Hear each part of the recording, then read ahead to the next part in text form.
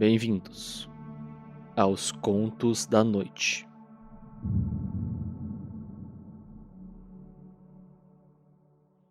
Uma série de contos de mistério e suspense que te deixará na ponta da cadeira. Hoje, Oculto na Névoa, Parte 5. Conhecimento Oculto.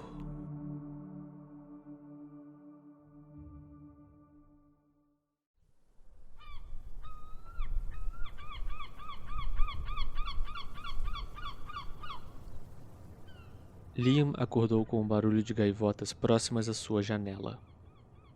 Ele olhou para o relógio em sua parede e descobriu que havia acordado 3 horas da tarde, algo que não o impressionou, levando em consideração o dia anterior. Depois de finalmente ter um tempo para se recuperar de todo aquele choque, as coisas começaram a parecer menos obscuras para Liam. Não mais fáceis, mas sim menos impossíveis de se lidar. Ele se levantou de sua cama e notou algo próximo à fresta de sua porta. Ao se aproximar, ele viu que se tratava de um bilhete com seu nome. Liam o abriu.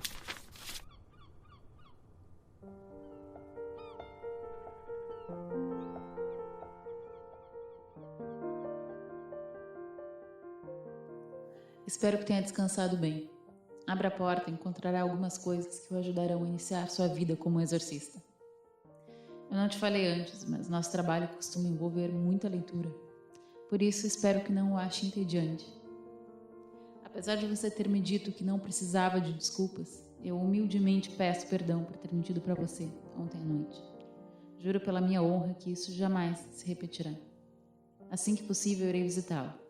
Até lá, tente não fazer nada impulsivo, como jogar um sapato em alguém, por exemplo. Atenciosamente, Mulher do Laço Vermelho.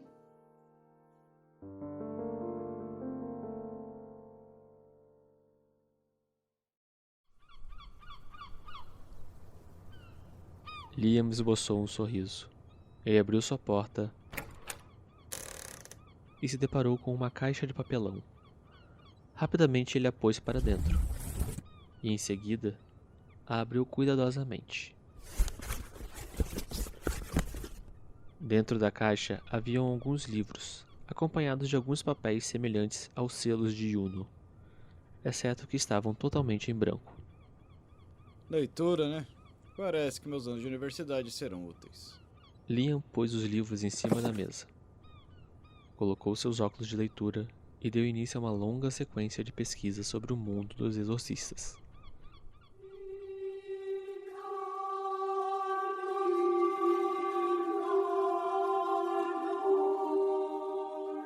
Ele começou pelo livro Origem e História do Clã Nakamura.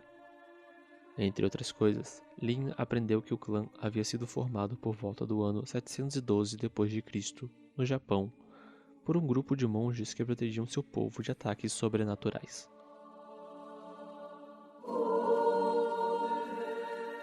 Três dias depois, ele passou para o segundo livro, A Sagrada Arte dos Selos.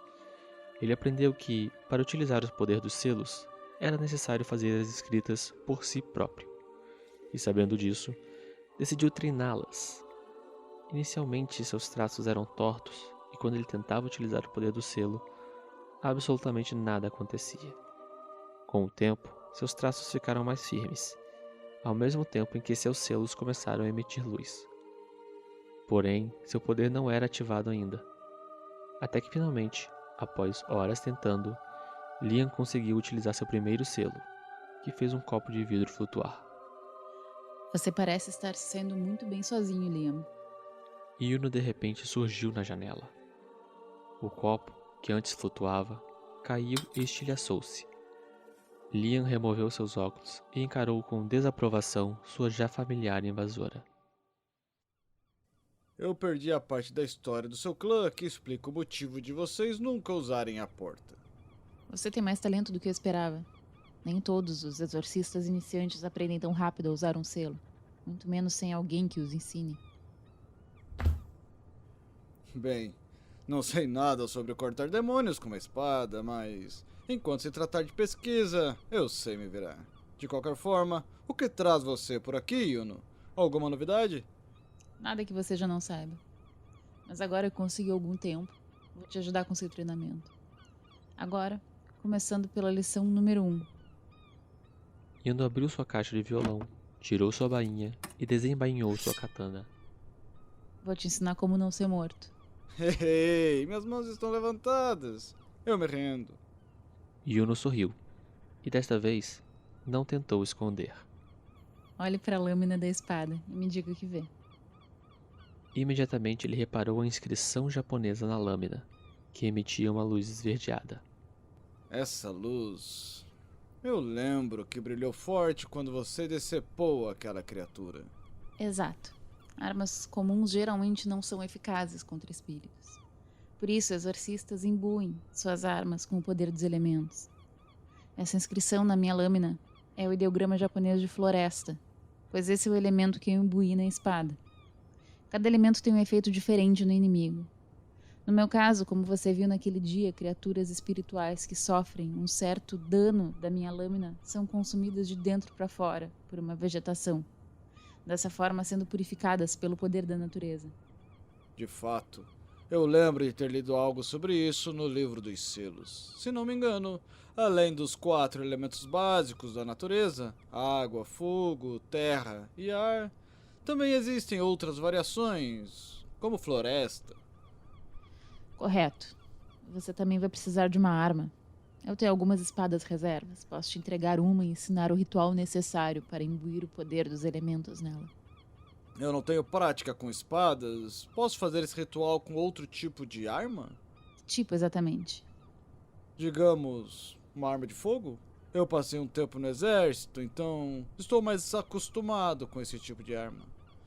Então você é um soldado? Isso é muito bom.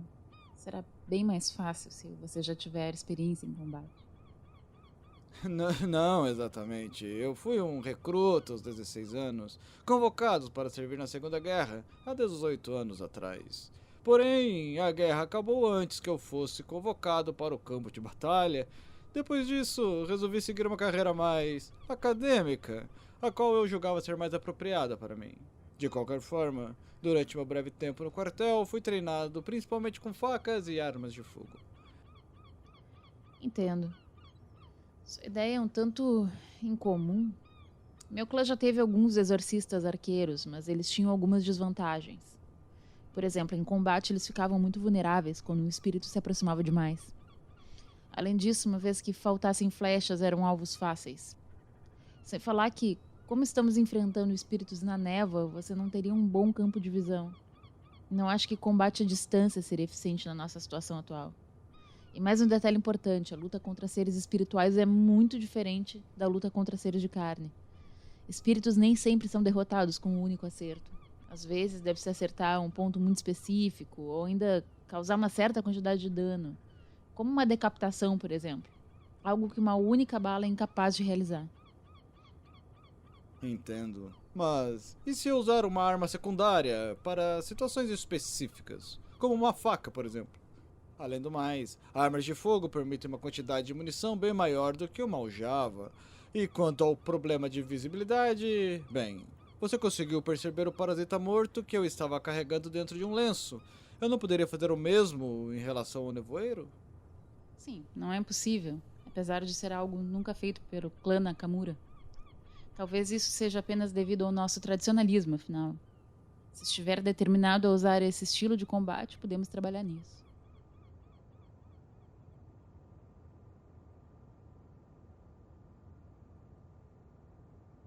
Os dias rapidamente passaram, enquanto Liam aprendia mais e mais sobre aquele misterioso novo mundo, com o auxílio de sua companheira Yuno. Um livro em particular da coleção que ela emprestara chamou sua atenção. Demonologia Básica. Um livro que descrevia brevemente as partes mais obscuras do mundo sobrenatural. Um dia, enquanto lia este livro, um trecho específico o deixou curioso.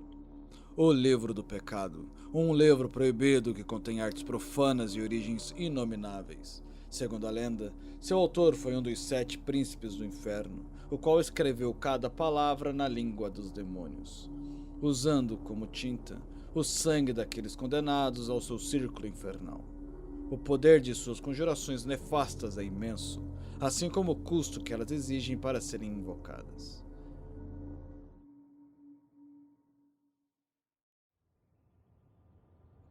Você sabe algo sobre esse livro, Yuno?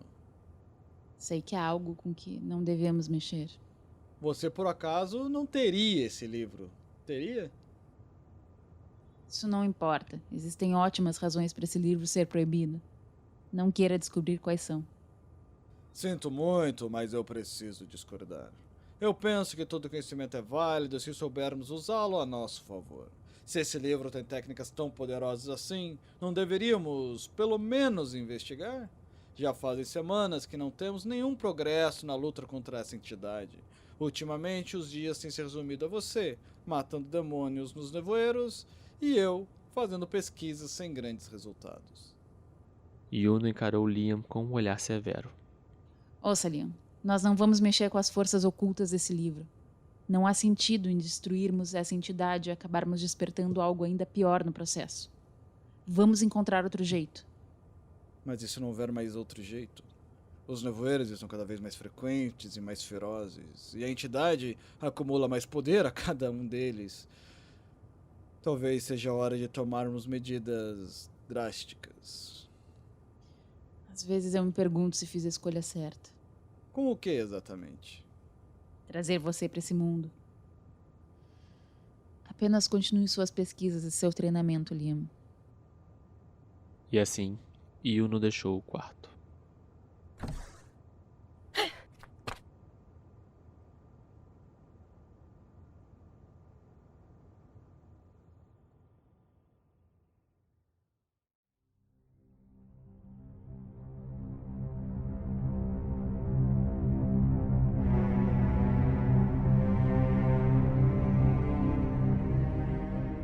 Ao anoitecer daquele dia, apesar de a discussão anterior com Yuno ter sido extremamente desagradável, Liam começou a se sentir cada vez mais atraído pela ideia de possuir aquele misterioso livro. Afinal, podia ser uma grande ajuda contra o que eles estavam enfrentando. O jeito que Yuno reagiu quando o livro foi mencionado fez Liam começar a se perguntar se ela o tinha consigo, no lugar onde ela guardava seus pertences naquela ilha. Lugar este que, para Liam, ainda era desconhecido.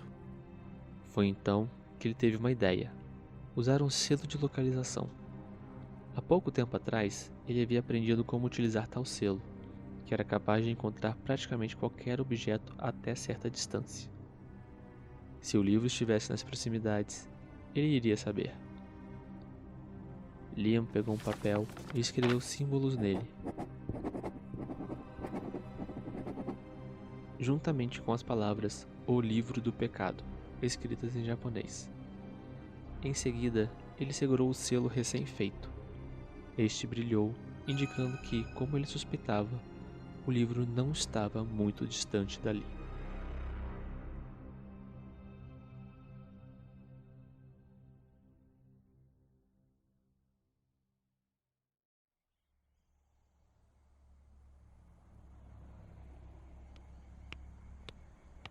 Caminhando pelas estradas noturnas, guiado pelo selo, Liam não precisou andar muito até chegar ao ponto em que a luz do papel brilhava com mais intensidade. Uma cabana isolada, cercada por vegetação. Yuno, você invadiu meu quarto uma dúzia de vezes. Acho que eu posso entrar na sua casa sem pedir permissão uma única vez. Enquanto Liam se aproximava da porta, algo estranho aconteceu. Subitamente, ele foi acometido pela enorme vontade de se afastar o mais rápido possível da cabana.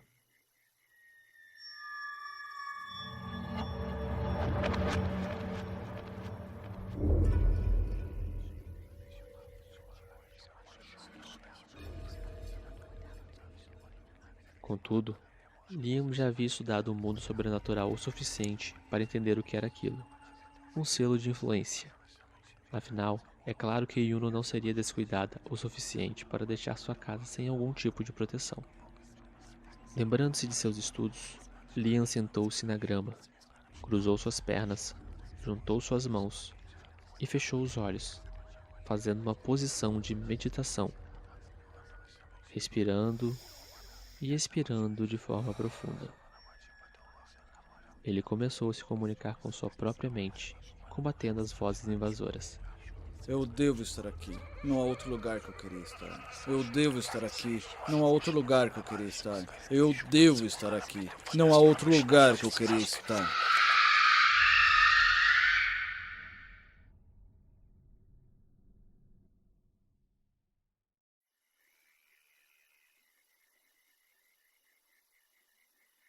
Por fim, o próprio pensamento de Liam sobrepujou as vozes invasivas. E então, sua mente estava livre de influências externas. Agora, o único obstáculo entre ele e o interior da cabana era uma porta trancada por um cadeado. Se o cadeado está no lado de fora, provavelmente não há ninguém em casa. Ótimo. Liam facilmente o abriu com um selo de abertura. E logo após, ele adentrou a pequena construção. A cabana estava escura. A única luz vinha do selo de localização que Liam segurava. Ele se aproximou de uma estante cheia de livros. O brilho de seu papel-guia alcançava a luminosidade máxima naquele ponto. Portanto, o selo não podia mais ajudá-lo na procura a partir dali. Porém, não encontrou nada chamado o livro do pecado em canto algum daquele móvel. Confuso, ele tentou se afastar para verificar se o livro não estaria em outro lugar. Porém, quando o fez, a luz no selo imediatamente enfraqueceu, indicando que aquelas prateleiras eram o lugar certo afinal. E foi então que ele se lembrou de algo. O livro do pecado foi escrito na linguagem dos demônios? E com esse pensamento, ele passou a procurar livros em linguagens estranhas. Achou 5 no total. O livro do pecado com certeza estaria entre eles. Agora, só restava descobrir qual era o correto. Liam então se lembrou de mais um selo que vira em seus estudos. O selo de clarividência. Este era extremamente difícil de ser realizado, mas se feito com sucesso, permitia ao conjurador entender qualquer língua por alguns minutos, seja esta do mundo físico ou não. Ele pegou um dos papéis que tinha trago por precaução e um lápis. Em seguida, começou a desenhar os símbolos. No fim, o selo brilhava, o que era um bom sinal. Liam o segurou firmemente, torcendo para que seu efeito fosse ativado. Nada aconteceu inicialmente. Porém, alguns segundos depois, os símbolos que antes eram ilegíveis começaram a se organizar em sua mente e a adquirir sentido. Neste ponto, foi fácil encontrar o livro procurado. Ele tinha uma capa negra e as palavras, o livro do pecado, escritas com letras vermelhas como sangue. Ainda na cabana, Liam resolveu folhear o livro ali mesmo, e caso Yuno aparecesse, ele explicaria o motivo de tudo isso.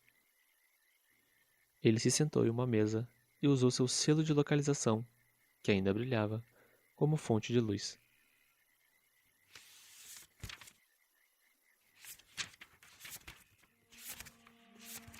Após alguns momentos inspecionando o conteúdo do livro, ficou claro o motivo de Yuno o ter mantido em segredo. Além de toda sua escrita aparentar ter sido feita com sangue, nele haviam diversas conjurações cujos requisitos eram sacrifícios humanos, além de diversos tipos de rituais e caráter demoníaco. Após um tempo, Liam viu algo que achou interessante. Parecia um tipo de invocação, que permitia ao usuário convocar certos seres e obrigá-los a se identificarem. Liam havia aprendido que saber a identidade de um ser espiritual dá ao exorcista uma enorme vantagem sobre ele, pois assim as fraquezas do espírito podem ser exploradas. As instruções de como fazer a conjuração, em geral, pareciam simples. Nenhum grande sacrifício era requerido. Ou era o que Liam pensava, até ler a linha abaixo das instruções da conjuração. Ao término do ritual, o espírito do conjurador pode ser consumido pelo ser invocado. Isso não me parece bom. Melhor perguntar a Yuno se poderíamos tirar algo de útil disso. E então, Liam guardou o livro onde o achou e se retirou da cabana.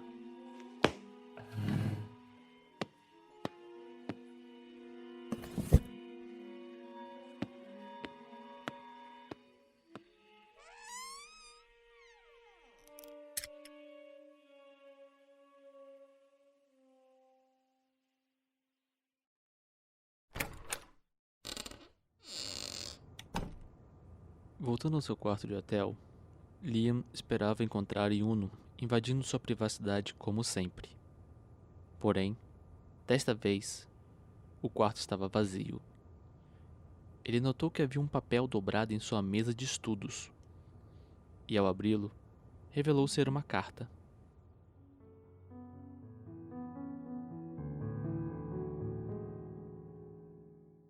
Olá, Liam. Eu não queria admitir antes, mas você tinha razão hoje cedo. Nós realmente estamos ficando sem tempo. Mas venho em parte te trazer uma boa notícia. Eu finalmente descobri quem é a entidade e vou te contar como isso aconteceu. Depois da nossa discussão, eu fui para minha atual residência nas Filipinas.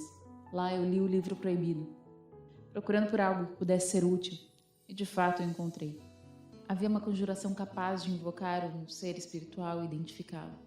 Eu decorei todos os passos da conjuração e fui a uma praia próxima. Chegando lá, eu realizei a primeira parte do ritual. Desenhei um grande símbolo na areia, recitei algumas palavras de uma língua profana, sentei e esperei.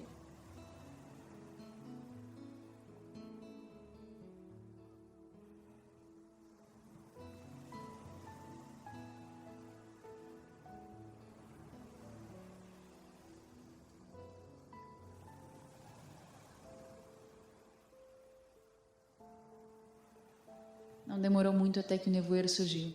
Inicialmente foi como todos os outros, pequenos vermes na areia e pessoas infectadas.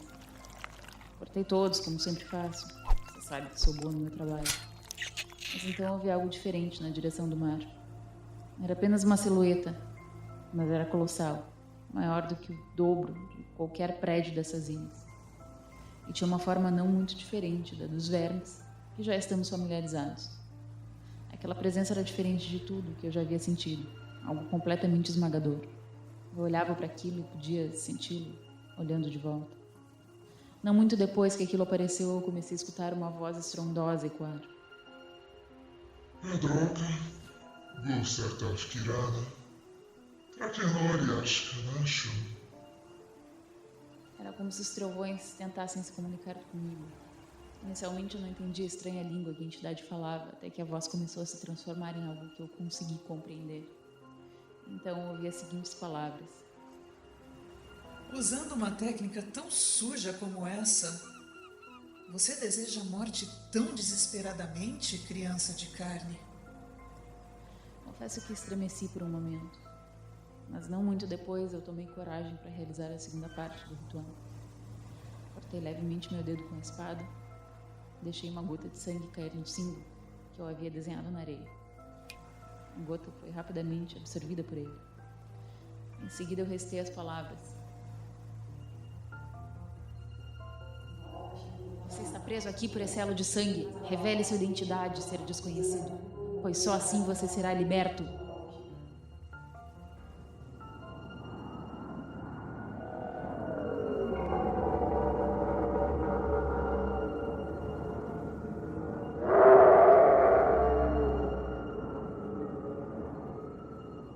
A entidade uivava furiosamente, criando ventos que me derrubariam se eu não estivesse me apoiando em minha espada. Até que por fim ela cedeu. Muito bem, criança. Lhe concederei o desespero que tanto deseja. Uma vez fui um serafim, um dos mais belos no céu. Mas pela vontade de meu pai, fui expulsa e amaldiçoada. O oceano foi o local da minha queda, e este agora é o meu domínio. No inferno sou um dos 7 príncipes, e a inveja é o meu pecado. Você quer saber meu nome, criança de carne? Sou a rainha dos mares, Leviatã.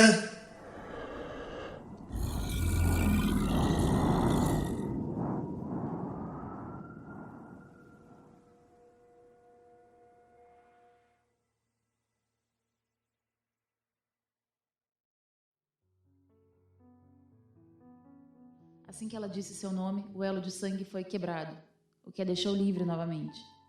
Então, Leviatã se comunicou comigo pela última vez, logo antes de desaparecer em meio à neblina. Você conseguiu o que queria. Agora, pague o preço. E isso nos leva até esse momento. A conjuração drenou meu espírito e me deixou vulnerável a possessões. Eu escapei do nevoeiro, mas não antes de ser infectada por um dos parasitas. Ao menos eu sei que não me tornarei uma escrava da entidade, pois, devido à exaustão espiritual causada pela conjuração que eu fiz, aliado ao parasita drenando o pouco que me restou de espírito, posso sentir a vida deixando meu corpo, enquanto escrevo isso. E quando eu me for, meu indesejável invasor não terá nada para se alimentar. E seu fim virá não muito depois do meu. Antes que pense em fazer qualquer coisa, por favor, não tente me rastrear. Eu cuidei para que isso não fosse possível. Peço que não se sinta responsável de nenhuma forma pelo que eu fiz, pois foi uma escolha minha e agora preciso sofrer as consequências sozinha. Imagino que não seja um pedido fácil, mas peço que não se sinta mal por mim. Afinal, para os exorcistas, a morte é apenas uma parte natural da vida. Peço desculpas por deixar tamanho peso em seus ombros, mas eu acredito que você tem a capacidade de derrotar essa ameaça sozinho. Pois em pouco tempo você já conseguiu se tornar um dos exorcistas mais talentosos que eu já conheci. E eu estou orgulhosa de ter sido sua sensei. Meu último pedido a você é que não deixe que minha partida o arraste para caminhos obscuros. Lembre-se que você é uma barreira entre o mundo sobrenatural e o mundo físico. E inúmeras vidas contam com a sua ajuda. Por fim, apenas quero te agradecer pelo tempo que tivemos juntos. Foi bom ter você ao meu lado, alguém que me fez sorrir, quando eu achava que tal coisa não era mais possível para mim. Espero que encontre alguém que faça o mesmo por você um dia, Lina. Junto dessa carta te deixo uma pequena lembrança. Obrigada por tudo e boa sorte na sua jornada. D. Yuno Nakamura, a mulher da fita vermelha, para Liam Hughes, o homem do sapato vermelho.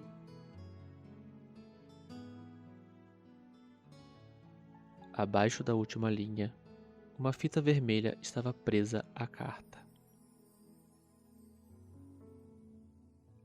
Liam pensou em chorar, mas não o fez.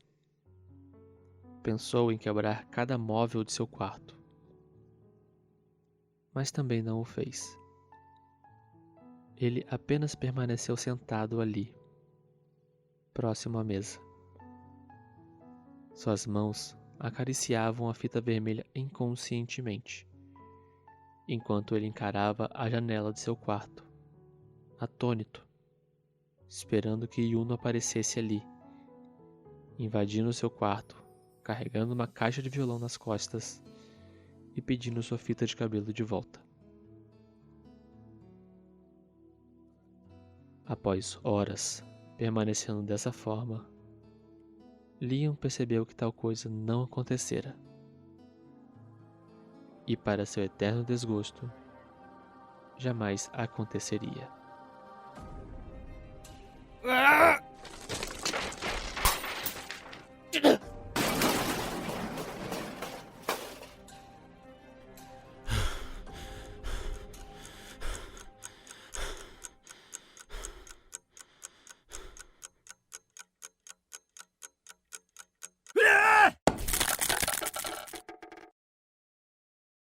Continua.